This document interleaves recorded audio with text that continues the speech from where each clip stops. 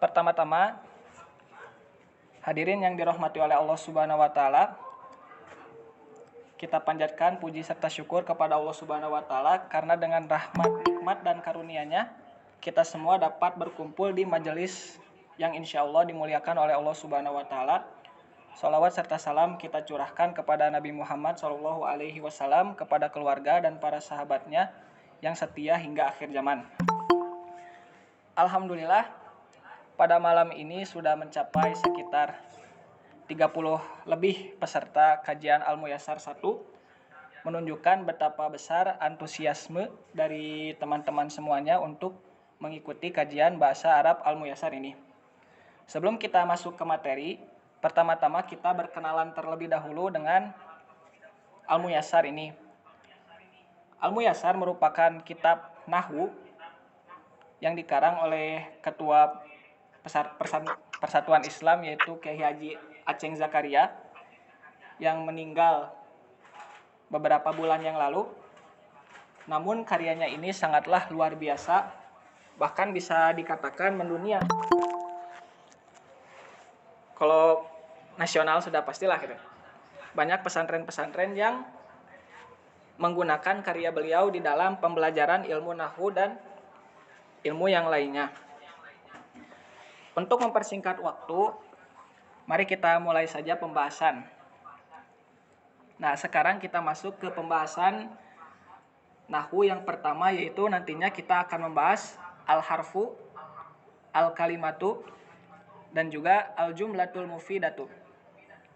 Nah, sekarang metode pembelajarannya saya akan mengajak mungkin beberapa teman-teman atau saudara maupun saudari yang saya tunjuk untuk mencoba membaca teksnya sebagai bentuk latihan juga kita di dalam membaca bahasa Arab mumpung masih ada harokatnya. Nah, gitu. Karena nanti kita tujuan dari belajar Al-Muyassar 1 ini tentunya untuk membaca kitab-kitab gundul, untuk membaca kitab-kitab berbahasa Arab, yang mana tujuannya untuk menambah wawasan kita belajar agama Islam langsung terjun melalui kitab para ulama, memahami Al-Quran, memahami hadis Nabi SAW. Langsung saja kita ke TKP, guys. Pertama di sini ada, sudah terlihat ya di share screen. Nah, sudah. Siap. Di sini ada al-harfu. Apa itu al-harfu? Al-harfu huwa ma yatarakkabu minhul kalimatu. Mislu ba, ya, ta, na, ha. Nah, al-harfu, teman-teman yang ada bukunya atau PDF yang di print boleh dicatat ya supaya nantinya tidak lupa.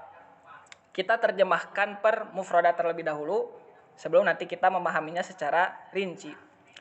Al-harfu atau yang disebut harf, huwa adalah ma sesuatu, yatarakkabu menyusun, minhu dari huruf tersebut, al-kalimatu al-kalimah. Kalau bahasa sederhananya seperti ini. Al-harfu huwa ma yatarakkabu minhul kalimatu.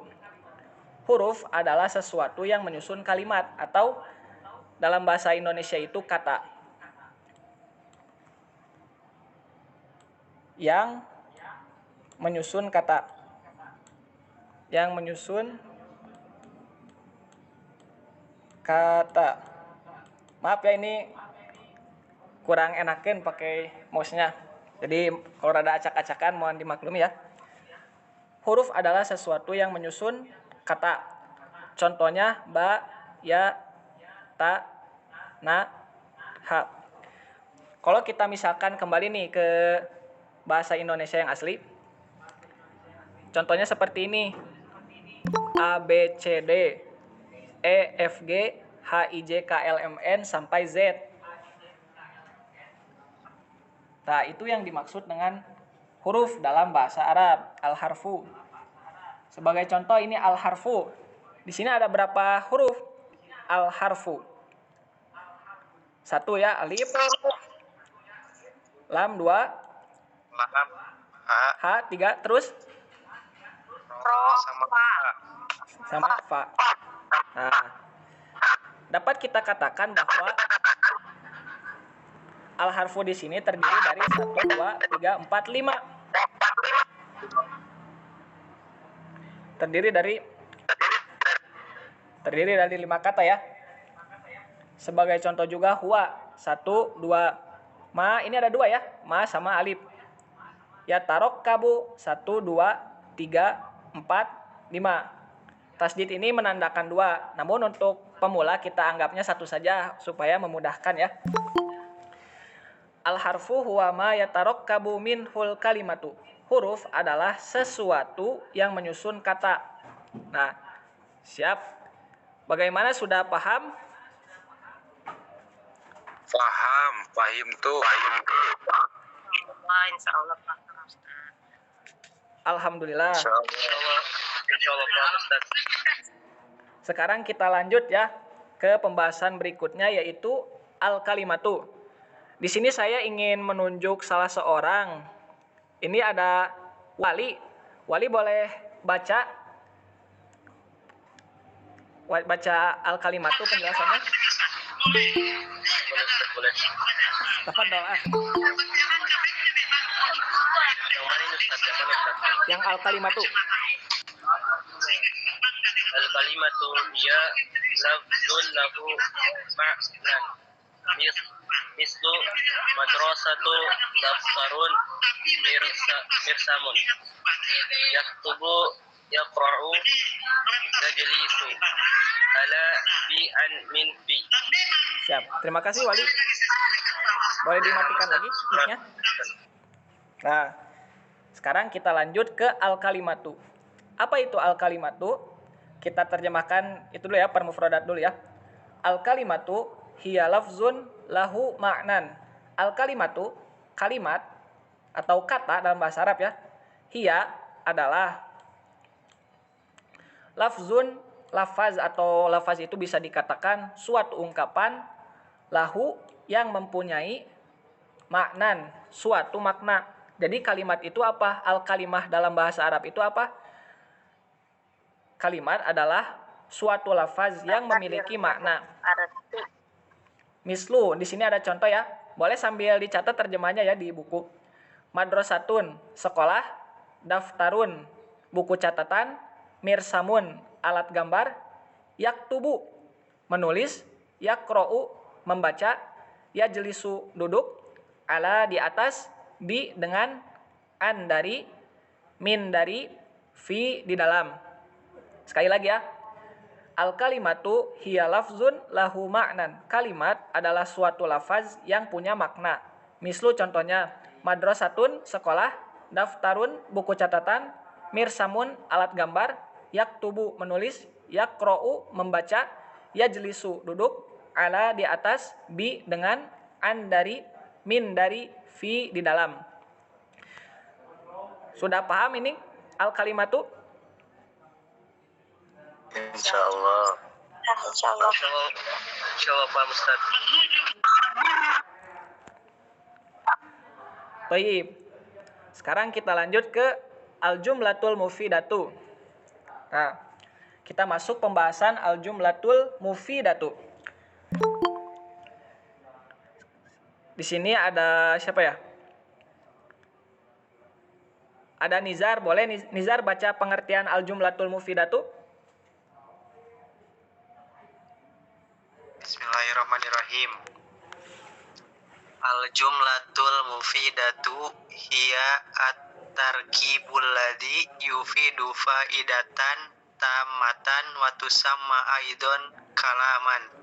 Mislu wa yajlisu 'alal kursiyyi. Ana aktubu fid daftari.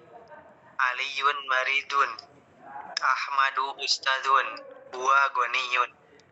Siap, syukron Nizar. Nah, sekarang kita masuk ke pembahasan al-jumlatul mufidatu.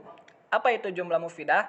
al jumlatul mufidatu, jumlah mufidah, hiya adalah at-tarkibu, susunan, allazi yang yufidu, memberikan, faidatan, suatu faidah, tamatan, yang sempurna, watu sama, dan dinamakan, aidon, juga, kalaman, suatu kalam.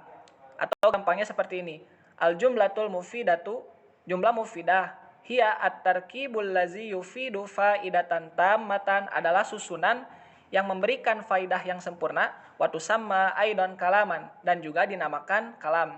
Mislu, contohnya, huwa yajlisu alal kursi, dia duduk di atas kursi. Ana aktubu fid daftari, saya menulis di buku catatan. Aliyun maridun, Ali sakit. Ahmadu ustazun, Ahmad seorang ustad. Huwa ghaniyun, dia kaya. Huwa di sini menunjukkan kepada seorang laki-laki ya. Nah, sederhananya jumlah mufidah itu kalau di bahasa Indonesia itu adalah kalimat yang sempurna. Misalkan saya mengatakan seperti ini, masjid itu bagus. Itu kalimat sempurna atau bukan? Sempurna. Nah, begitu. Terus misalkan saya mengatakan seperti ini masjid, kalimat sempurna bukan? Bukan. Sempurna ya, ini masjid masih sempurna ya? Sempurna ya. Tak, coba kalau ini misalkan masjid ini sempurna atau bukan? Tidak. Nah, jadi jumlah mufidah itu kesimpulannya adalah kalimat yang sempurna dalam bahasa Arab. Jadi jumlah mufidah itu susunannya pun harus sempurna, harus memberikan orang yang mendengarnya itu langsung paham. Contohnya seperti ini, huwa yajlisu alal kursi, dia seorang laki-laki duduk di atas kursi. Sudah dapat dipahami bahwa yang duduk di atas kursi itu seorang laki-laki. Kalau misalkan ininya dicoret, huwa yajlisunya kita coret, alal kursi, di atas kursi, maka kalimat ini bukan termasuk jumlah mufidah karena hanya memiliki terjemahan di atas kursi. Kita tidak akan memahami apa yang berada di atas kursi tersebut. Nah, itulah jumlah mufidah itu jadi harus sempurna. Huwa yajlisu alal kursi, dia duduk di atas kursi. Kita contoh lagi. Ana aktubu fid daftari, saya menulis di buku catatan. Ini merupakan kalimat yang sudah sempurna. Namun misalkan kita hapus, misalkan ana aktubunya kita hapus. Saya menulisnya kita hapus, fid daftari, di dalam buku catatan atau di dalam buku tulis. Nah, fid daftari ini tidak termasuk jumlah mufidah karena kalimatnya tidak sempurna. Kita pun pasti akan bertanya-tanya, di dalam buku catatan itu terdapat apa atau ada apa? Nah, karena maka fid daftari ini bukan termasuk jumlah mufidah. Namun ketika sempurna yang tadi ana aktubu fid daftari, saya menulis di buku catatan, inilah yang dimaksud dengan jumlah mufidah atau kalimat yang sempurna di dalam bahasa Indonesia. Kemudian sama saja ya. Aliyun maridun, Ali sakit. Ahmadu ustazun, Ahmad seorang ustad. Huwa ghaniyun, dia seorang laki-laki yang kaya. Kita coret misalkan maridunnya atau aliyun. Aliyun kita coret, maridun sakit. Ini bukan kalimat yang sempurna, hanya sebatas satu kata saja. Sakit, nggak jelas gitu. Atau misalkan Ahmadnya kita hapus, ustazun, ustad atau seorang guru dalam bahasa Arab ya. Ini juga bukan kalimat, bukan jumlah mufidah karena tidak jelas ustad siapa yang ustad atau ustad yang bagaimana. Kemudian huwa ghaniyun, dia seorang laki-laki yang kaya. Kita hapus misalkan ghaniyunnya, huwa, jadi dia seorang laki-laki. Apakah ini dapat dipahami sebagai jumlah mufidah? Tentu tidak. Huwa, dia seorang laki-laki, tidak jelas, hanya sebatas satu kata saja. Nah, jadi kesimpulan yang pertama, huruf itu apa? Yang menyusun sebuah kata. Kalimat itu lafaz yang mempunyai makna seperti madrasatun, sekolah, daftarun, buku catatan. Dan ada juga al-jumlatul mufidatu, jumlah mufidah atau kalimat yang sempurna dalam bahasa Indonesia. Yang mana kalimat tersebut harus sempurna, tidak bisa setengah-setengah. Nanti ada penjelasan lebih lanjut lagi ya mengenai al-jumlatul mufidatu, bagaimana suatu kalimat di dalam bahasa Arab bisa disebut sempurna itu, apa saja yang harus dipenuhi, itu nanti akan masuk ke pembahasan selanjutnya. Kemudian, bagaimana, sudah paham sampai sini?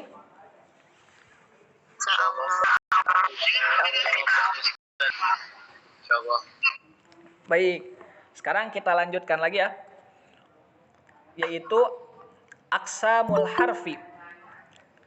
Di sini ada siapa ya? Ada Jafar, boleh coba baca Jafar?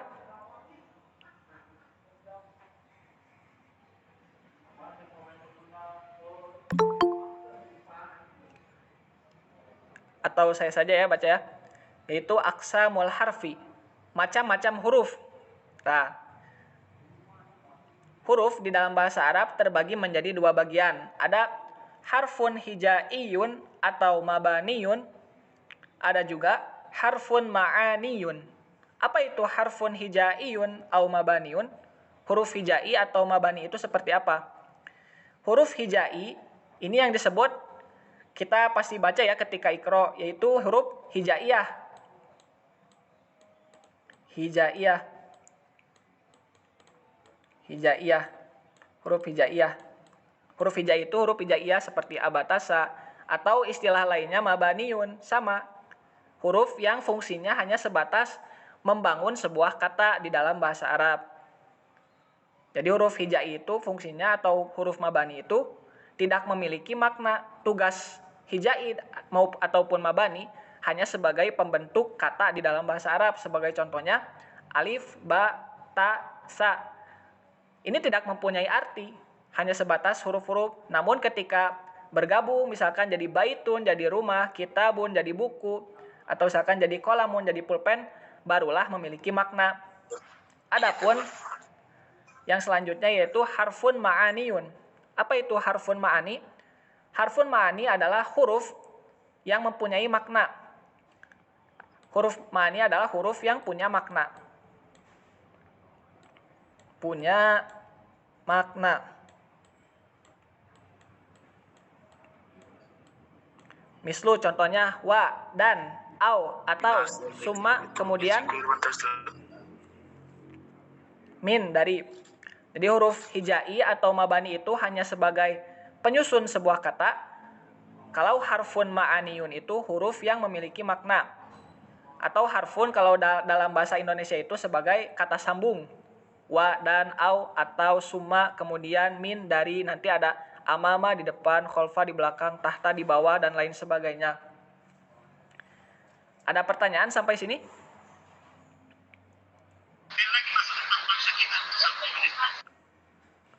Sudah paham insyaallah?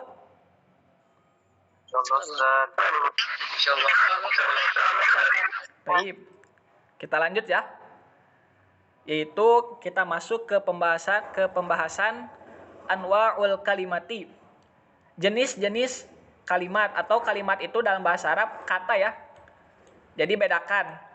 Kalau kalimat, al-kalimat dalam bahasa Arab itu maksudnya kata. Kalau kalimat nanti masuknya yang tadi jumlah mufidah. Jadi kalimat di sini bermakna kata. Anwa'ul kalimati, jenis-jenis kalimat atau kata dalam bahasa Indonesia.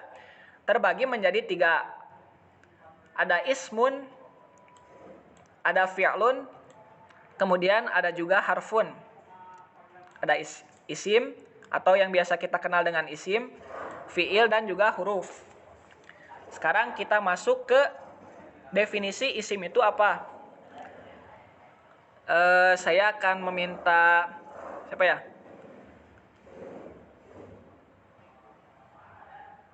Ada yang mau coba baca mungkin sebagai latihan? Boleh Ustaz. Boleh, silahkan. Ismu huwa kalimatun dalat skala makna walam tuktaron zamani. Siap. Lu Muhammadun ustazun Ya. tilmizun khailun kalbun qitun daftarun mirsamun tobashirun syamsun komarun asjarun. Siap. Terima kasih kepada saudari Sri, jazakumullah khairan kasiron. Sekarang kita masuk ke pembahasan al-ismu atau alismu, cara baca yang benarnya ya. Alismu. Alismu huwa kalimatun dallat ala ma'nan walam tuktaron bizamanin. Mislu Muhammadun, Ustazun, Tilmizun, Khailun, Kalbun, Qitun, Daftarun, Mirsamun, Bashirun, Syamsun, Komarun, Asjarun.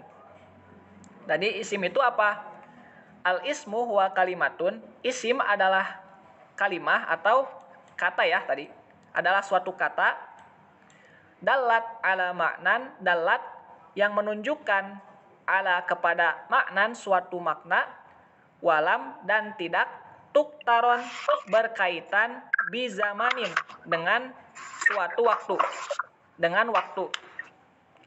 Mislu contoh. Muhammadun Muhammad. Ustazun seorang guru. Tilmizun murid. Khailun kuda. Kalbun anjing. Qitun kucing. Daftarun buku catatan. Mirsamun alat gambar. Tobashirun kapur. Syamsun matahari. Komarun bulan. Asjarun pepohonan. Jadi isim itu apa? Jadi isim itu gampangnya suatu kata yang menunjukkan kepada makna, dalat ala maknan, menunjukkan kepada suatu makna, walam tuktaron bizamanin, dan tidak berkaitan dengan suatu waktu, dan tidak berkaitan dengan waktu. Cara gampangnya bagaimana? Seperti ini saja. Misalkan begini. Kita tambahkan untuk mengetahui apakah ini termasuk isim atau bukan. Rumus mudahnya kita tambahkan kata di depan. Kita tambahkan seperti ini. Tambahkan pertanyaan. Kapan? Kapan? Tambahkan kapan. Contohnya ini. Muhammadun, Muhammad. Kapan? Apakah dapat dipahami? Tentu tidak. Makanya Muhammad termasuk isim karena lam tuktaron bizamanin, tidak berkaitan dengan waktu. Muhammad hanya sebatas nama orang saja. Ustazun, seorang guru. Kapan? Maka tidak akan jelas juga. Kenapa? Karena ustad lam tuktaron bizamanin, ustad tidak berkaitan dengan waktu. Ini hanya sebatas nama saja. Terus misalkan ini Qitun, kucing. Kapan? Kita tambahkan pertanyaan, kucing kapan? Tidak akan dapat dipahami juga karena Qitun lam tuktaron bizamanin, tidaklah berkaitan dengan waktu. Qitun ini hanya nama hewan. Daftarun buku catatan. Nah, ini merupakan rumus mudah kita untuk mengetahui ini termasuk isim, kata-kata tersebut termasuk isim atau bukan. Tambahkan saja kapan. Mohon maaf ya, sebentar ada suara berisik. Ya, kita lanjut lagi. Bagaimana, sudah paham sampai sini? Insyaallah Ustaz, paham Ustaz. Siap. Ustaz, bisa dibilang isim itu kata benda ya Ustaz? Isim itu ini ada kalimatun dalat ala maknan walam tuktaron bizamanin. Isim adalah kata yang menunjukkan kepada makna dan tidak berkaitan dengan waktu. Jadi isim itu nantinya bisa nama orang, bisa kata benda, bisa kata sifat, dan banyak lagi. Sudah jelas? Makasih Ustaz. Siap. Kita lanjut ya. Sekarang lanjut ke alamatul ismi. Ada yang mau coba baca? Saya. Silahkan. Alamatul ismil hiya. Lawal al-khafdu. Islu bismillahirrahmanirrahim. Sani at-tanwin. Islu rajulun. Imra'atun. Waladun. Bintun. الألف واللام مثل الأستاذ الأستاذات الأستاذة الطالب. حروف الجر مثل من الله في البيت إلى المسجد على كرسي. Siap. Syukron kepada Kang Akbar. Sekarang kita masuk ke pembahasan yaitu alamatul ismi atau tanda-tanda atau ciri-ciri. Ciri-ciri isim ada 4 yang disebutkan di sini. Nah, kan sebelumnya kita mempunyai rumus ya kalau mau membedakan ini termasuk isim atau bukan. Pertama-tama kita lihat ya, kita masukkan pertanyaan kapan. Nah, sekarang di sini ada ciri-cirinya. Ciri-ciri suatu kata ini disebut isim atau tidak. Nah, jadi di sini ada ciri-ciri isim. Apa saja? Pertama, yang ke-1 yaitu al-khafdu. Apa itu al-khafdu? Al-khafdu itu yaitu berakhiran kasroh. Al-khafdu itu berakhiran kasroh. Mislu contohnya, Bismillahirrahmanirrahim. Contohnya bismi. Ini kasroh ya, di akhirnya kasroh. Allahi, kasroh lagi. Ar-Rahmani, kasroh lagi. Ar-Rahimi, kasroh lagi. Nah, ketika nanti teman-teman atau saudara dan saudari sekalian membaca Al-Quran, membaca hadis, harokatnya itu kasroh, maka ini termasuk isim, termasuk kategori isim. Yang pertama, al-khafdu atau berakhiran kasroh. Diakhiri dengan kasroh. Bismillahirrahmanirrahim. Yang kedua, yang pertama kan tadi berakhiran kasroh. Yang kedua yaitu at-tanwinu. Berakhiran tanwin. Mislu contoh, rojulun laki-laki, imro'atun perempuan, waladun anak laki-laki, bintun anak perempuan. Nah, kita lihat ya. Rojulun akhirnya tanwin. Imro'atun akhirnya tanwin juga. Waladun akhirnya tanwin juga. Yang terakhir bintun akhirnya tanwin juga. Jadi pertama isim itu cirinya al-khafdu diakhiri dengan kasroh. Yang kedua at-tanwinu diakhiri dengan tanwin. Nah, nanti misalkan teman-teman juga baca ya di Al-Quran, di hadis, kalau ada tanwin, tidak diragukan lagi bahwa hal tersebut termasuk isim. Pertama kasroh, yang kedua tanwin. Yang ketiga, al-alifu wal-lamu. Didahului oleh alif lam. Kalau sebelumnya yang dua itu diakhiri dengan kasroh dan diakhiri dengan tanwin, kalau yang ketiga ini didahului oleh alif lam. Mislu contoh, al-ustazu, guru laki-laki. Al-ustazatu, guru perempuan. At-talibu, mahasiswa. Kita lihat contohnya di sini. Al-ustazu didahului oleh alif lam. Terus al-ustazatu sama al-ustazatu juga didahului oleh alif lam juga. Yang terakhir yaitu at-talibu atau mahasiswa didahului oleh alif lam juga. Nah, nanti teman-teman kalau baca Quran banyak ya alif lam. Contoh, alhamdulillahi rabbil alamin. Alhamdu ini isim. Lillahi rabbil alamin ini isim juga. Ar-Rahman, Ar-Rahman ini isim juga ya, alif lam syamsiah. Ar-Rahim isim juga didahului oleh alif lam. Maliki yaumiddin, ad-din ada alif lam syamsiah isim juga. Iyyaka na'budu wa iyyaka nasta'in. Ihdinas sirata. As-sirata isim juga karena didahului oleh alif lam. Al-mustaqim isim lagi. Jadi sudah jelas alif lam merupakan ciri atau tanda suatu kata atau kalimat tersebut, yaitu alif isim yang menunjukkan kepada isim. Yang terakhir yaitu atau yang keempat, huruful jarri. Huruf-huruf jar. Misal contoh, minallahi dari Allah, fil baiti di dalam rumah, ilal masjidi ke masjid, ala di atas, alal kursi di atas kursi.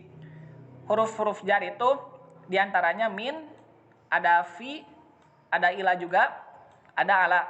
Nah, kalau misalkan ada didahului oleh min, ila, fi, ala, maka kata sesudahnya termasuk kategori isim karena didahului oleh huruf jar. Nah, nanti kita akan membahas huruf jar itu ada apa saja. Sudah paham sampai saat ini? Ada yang mau dipertanyakan?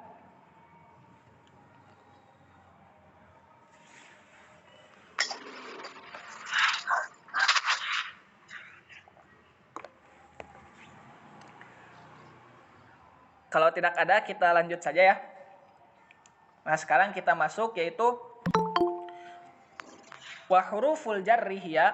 Nah, di sini ada huruf-huruf jar, yaitu di sini ada 1 2 3 4 5 6 7 8 9. Huruf jar itu sebenarnya ada banyak ya, cuman di Al-Muyassar Ustadz Aceng hanya mencantumkan 9 saja. Nanti ada 20, ada banyak lah huruf jar. Ada yang mau coba baca huruf-huruf jar? Ya, Ustaz. Silahkan. Wa huruful jarriyah. Wa huruful jarri. Iya. Minan nasi. Ila suki. Anin nabiyyi. Alal maktabi. Fil baiti. Rubba rajulin karimin. Alba'u bil qalami bil mirsami. Al-kafu kal asadi kal qamari. Allamu lillahi li rasulillahi. Siap, terima kasih kepada yang sudah membacakan huruf-huruf jar. Kita masuk ke terjemahan ya. Wa huruful jarri hiya, dan huruf-huruf jar ialah atau yaitu min. Pertama min. Ingat-ingat ya. Min. Yang ke satu min. Min contohnya minan nasi, dari manusia. Nah, kata sesudah huruf jar ini isim. Kenapa? Karena didahului oleh huruf jar. Huruf jarnya min. Nah, huruf jarnya yaitu min. Terus teman-teman, di antara fungsi huruf jar yaitu merubah harokat yang sebelumnya itu doma, misalkan minan nasu. Ketika masuk min jadi minan nasi. Nah, jadi harokatnya jadi kasroh. Contohnya di Quran, wa minan nasi. Nah, wa minan nasi mayyas tarilah wal hadis. Di antaranya min. Dari manusia, artinya dari ya, min. Min dari. Yang kedua ada ila, ke. Ila suki, ke pasar. Kalau misalkan nggak ada ila, as-suku itu pasti harokatnya di domah semuanya ya. Atau nanti jadinya terjemahnya itu pasar, ke pasar. Tapi karena ada ila ini yang tadi ya, huruf jar itu merubah harokat yang sebelumnya domah atau fathah menjadi kasroh. Jadi ila suki, ke pasar. Azhabu ila suki, aku pergi ke pasar. Sukun pasar, masukin ila sukin, ke pasar, jadi kasroh harokat akhirnya. Nah, ini diantara fungsi huruf jar. Terus ada juga an ini paling sering muncul di dalam hadis-hadis Nabi. Contohnya an dari. An di sini bermakna dari ya. An. Contohnya anin nabiyyi, dari nabi. Atau misalkan hadis ini dari Nabi Shallallahu alaihi wasallam. An Abi Hurairah, an Abi Musa dan lain sebagainya. Kita lihat harokatnya. Kalau nggak ada an, pasti dibacanya an-nabiyyu. Pasti dibacanya an-nabiyyu. Tapi karena ada an di sini, maka harokatnya harus jadi kasroh. Karena an di sini adalah huruf jar. Huruf jar itu merubah harokat yang sebelumnya dhammah dan fathah di akhirnya menjadi kasroh. Itu adalah fungsi-fungsi huruf jar. Terus ada juga alal maktabi, di atas meja.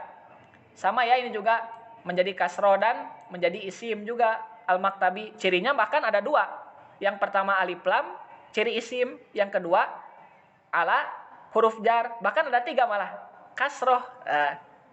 Ada tiga ciri isim di satu ini ya, didahului oleh huruf jar, ada alif lamnya, ada kasroh. Berarti sudah jelas bahwa al maktabi adalah isim. Fi ini di dalam ya. Fi juga bisa bermakna dari, tapi kita terjemahkan di sini di dalam. Di dalam. Fil baiti, di dalam rumah. Fi huruf jar, al baiti menjadi isim karena didahului oleh huruf jar. Kemudian ada alif lam ciri keduanya, yang ketiganya kasroh karena huruf jar menjadikan harokat akhirnya menjadi kasroh. Kemudian ada rubba. Rubba ini adalah sedikit atau banyak.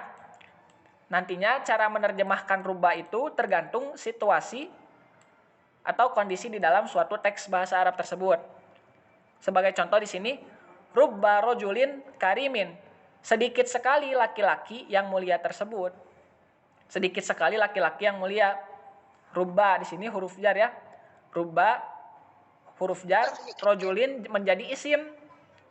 Nah, ini sebagai contoh yang tidak ada alif lam. Di sini ciri isimnya berarti dua. Pertama, didahului oleh huruf jar, rubba, sedikit, maaf.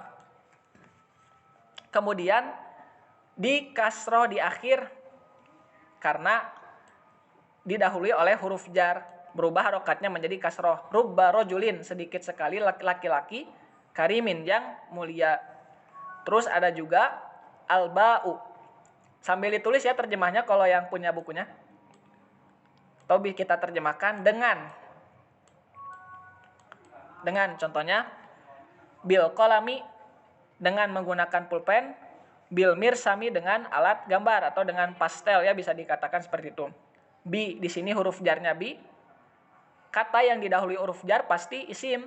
Kedua ada alif lam, cuman ini nyambung dengan banyak jadi seperti ini. Bil kolami dengan pulpen. Harokat akhirnya pun menjadi kasroh. Karena tadi ya huruf jar itu berfungsi merubah harokat akhir yang sebelumnya dhammah ataupun fathah menjadi kasroh. Bil kolami dengan pulpen. Bil mirsami dengan alat gambar atau dengan pastel. Terus ada juga al-kafu.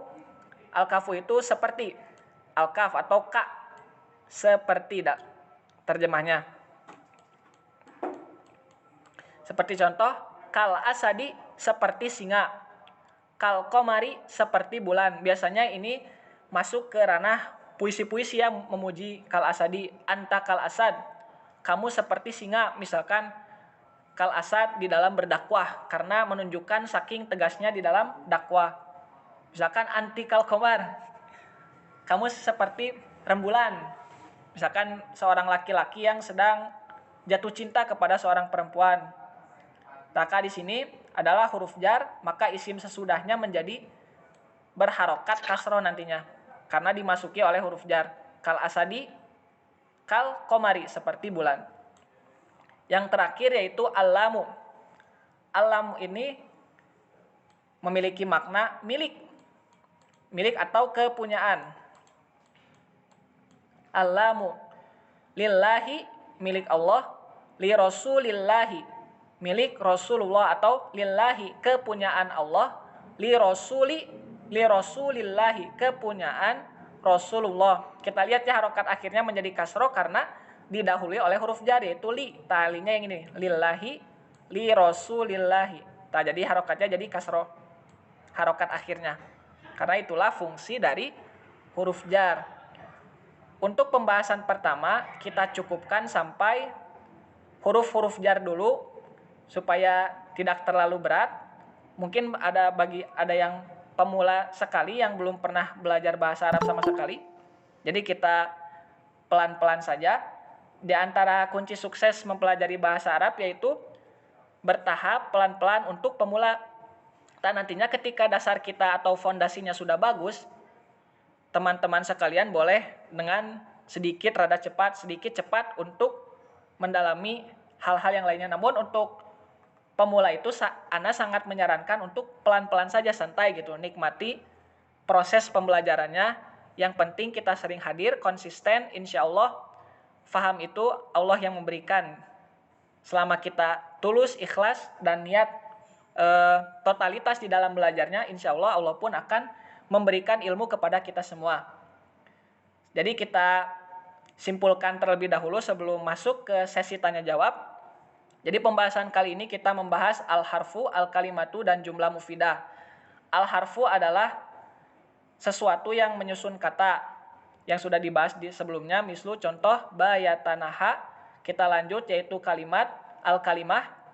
Al-kalimatu hiya lafzun lahu ma'nan. Kalimat adalah suatu lafaz yang memiliki makna.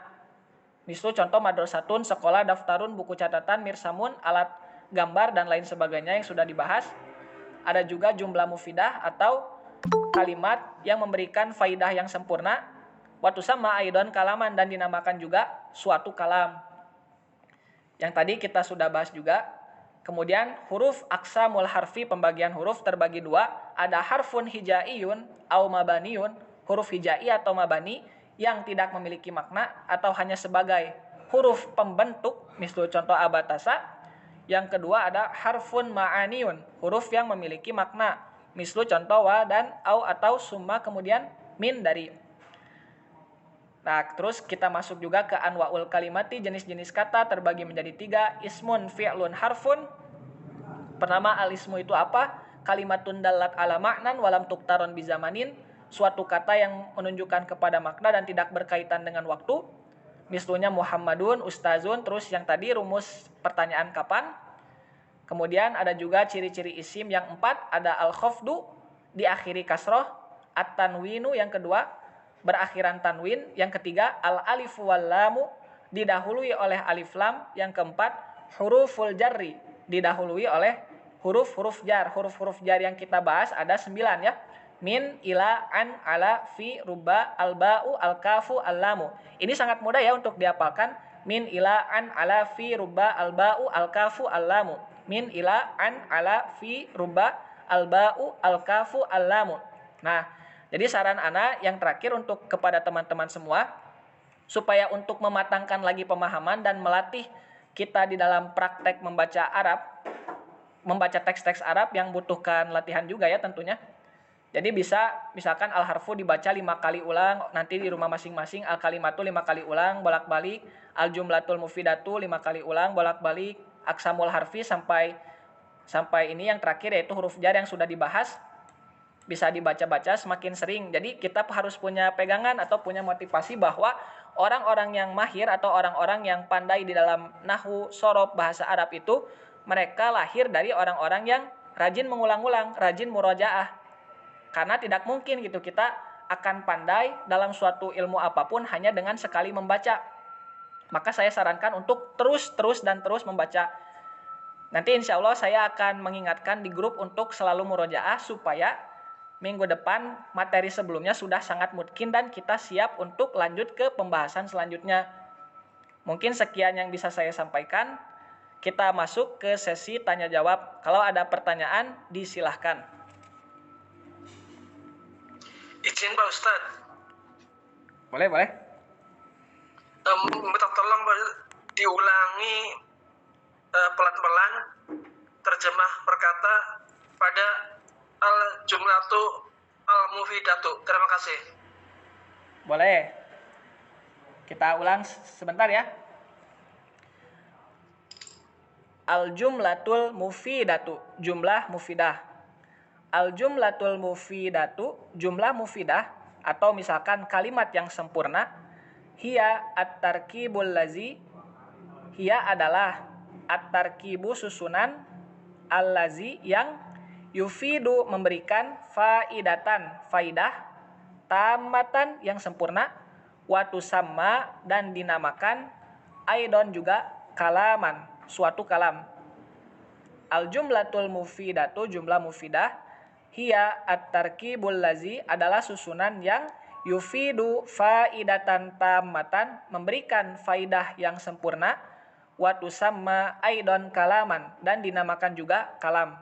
Mislu contoh, huwa yajlisu alal kursi, dia seorang laki-laki duduk di atas kursi. Ana aktubu fid daftari, saya menulis di buku catatan. Aliyun maridun, Ali sakit. Ahmadu ustazun, Ahmad seorang ustad. Huwa ghaniyun, dia seorang laki-laki yang kaya. Bagaimana? Terima kasih Pak Ustaz. Afwan, ada lagi yang mau ditanyakan? Izin Pak Ustadz, bisa minta tolong ulangin yang isimnya Pak Ustadz. Masih Yang definisi atau ciri-ciri? dari definisi sampai ciri-ciri sih Ustadz, agak ketinggalan tadi. Boleh. Dan saya belum ngeprint Ustadz, jadi agak Gak. kalau lihat di layar nggak terlalu jelas. Oh ya, nggak apa-apa ya. Iya, makasih Ustadz. Siap. Kita masuk yaitu al-ismu isim ya. Al-ismu isim, huwa adalah kalimatun kata, dalat yang menunjukkan ala maknan kepada suatu makna, walam dan tidak, tuktaron berkaitan bizamanin dengan suatu waktu, dengan waktu. Mislu contohnya, atau kita ulang lagi ya. Al-ismu huwa kalimatun dalat ala maknan walam tuktaron bizamanin. Isim adalah kata yang menunjukkan kepada makna dan tidak berkaitan dengan waktu. Mislu contohnya, Muhammadun Muhammad, Ustazun guru laki-laki, Tilmizun murid, Khailun kuda, Kalbun anjing, Qutun kucing, Daftarun buku catatan, Mirsamun alat gambar, Tobashirun kapur, Syamsun matahari, Komarun bulan, Asjarun pepohonan. Sampai sini udah jelas dulu, nanti kita lanjut lagi. Iya, cukup jelas Ustadz, makasih. Sekarang ini yaitu alamatul ismi, ciri-ciri isim. Pertama, al-khafdu, berakhiran kasroh. Mislu contoh, Bismillahirrahmanirrahim. Bismi, kasroh cirinya, Allahi kasroh, ar-Rahmani kasroh, ar-Rahimi kasroh. Ini cirinya ya, diakhiri oleh kasroh. Yang kedua, at-tanwinu tanwin.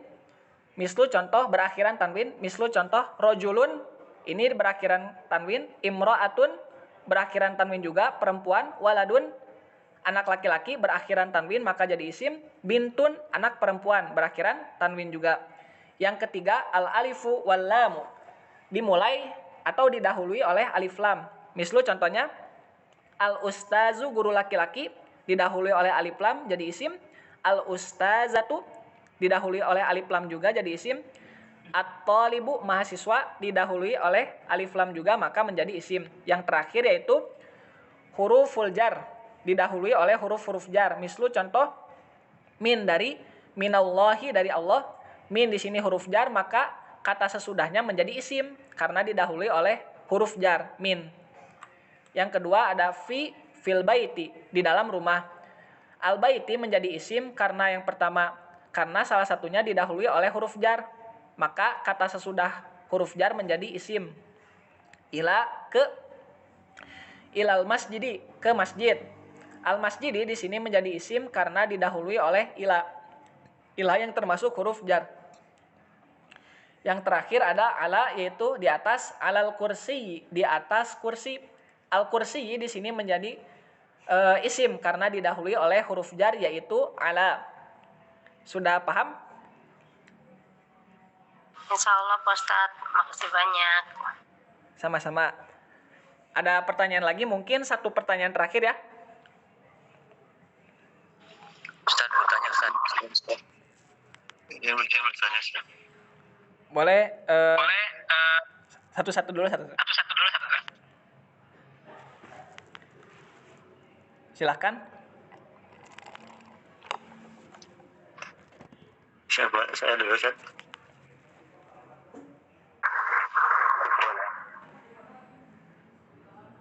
Bagaimana?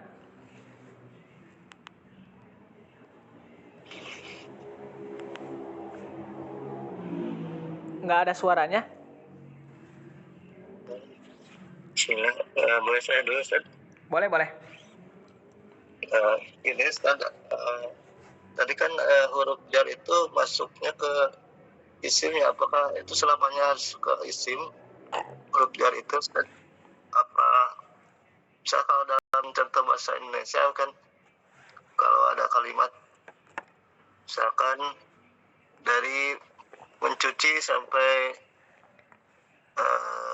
mengepel saya kerjakan sendiri misalkan gitu Ustaz. Ya. Kan ada huruf darinya itu kan huruf jar. Tapi ke depannya ada kata kerja mencuci misalkan. Itu Ya. boleh masuk ke situ atau kalau dalam bahasa Arab memang harus ke isim Ustaz? Sudah pertanyaannya? Itu dulu Ustaz. Oke. Jadi huruf jar ini sesudahnya pasti isim. Sesudah huruf jar itu pasti isim. Jadi nanti kita tidak ada ceritanya sesudah huruf jar itu masuknya kata kerja. Jadi bahasa Arab dan bahasa Indonesia terdapat persamaan namun tidak semuanya sama gitu. Nanti sebagai contohnya di dalam bahasa Arab itu susunan kata maupun kalimatnya itu sedikit berbeda, namun tidak 100% berbeda juga, ada persamaan. Tapi secara sederhana, huruf sesudah huruf jar itu pasti isim atau kata benda, kata-kata yang menunjukkan kepada suatu makna, namun tidak berkaitan dengan waktu. Dapat dipahami? Oh ya Ustaz, baik Ustaz. Siap. Terakhir ya, ini ada yang bertanya lagi, satu orang lagi ya. Ustaz boleh tanya Ustaz? Boleh. Ya, huruf Ustaz. Tadi kan min ya, min itu minan nasi itu dari. Nah, kemudian ada an juga dari nabi. Nah, itu gimana cara sebenarnya perbedaannya dari itu teh gimana maksudnya? Sama-sama dari tapi gimana maknanya gitu Ustaz? Bisa diterangkan lebih jelas Ustaz? Terima kasih. Boleh. Minan nasi dari manusia. Ada juga anin nabi dari nabi. Kalau untuk pemula atau nahwu dasar ya, kita dari ini kita samakan dulu. Nanti perbedaannya itu ada pembahasan tingkat lebih lanjut, perbedaan dari segi penggunaan maknanya. Nah itu nanti Al-Muyassar 2 atau 3 kalau nggak salah ya. Masuknya jadi masih jauh. Jadi untuk sementara ini karena kita kajiannya baru pemula, kita dari saja untuk sementara. Nanti min pun banyak, ada min tafsiriyah yang fungsinya itu menafsirkan.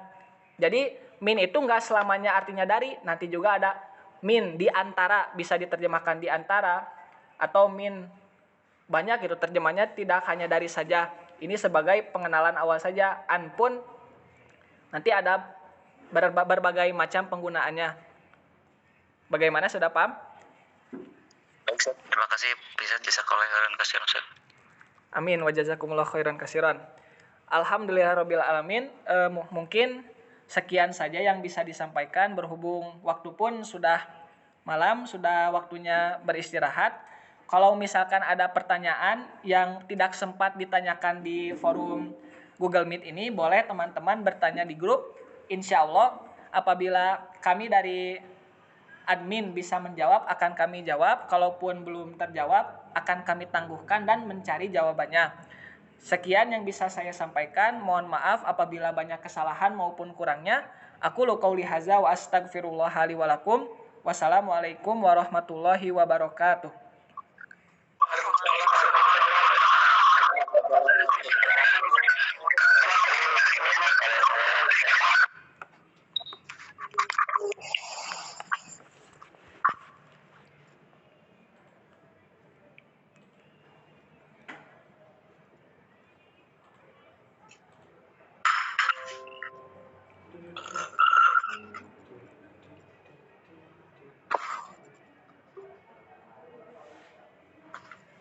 Kita akan lanjut ke Al-Muyassar jilid yang ketiga ya.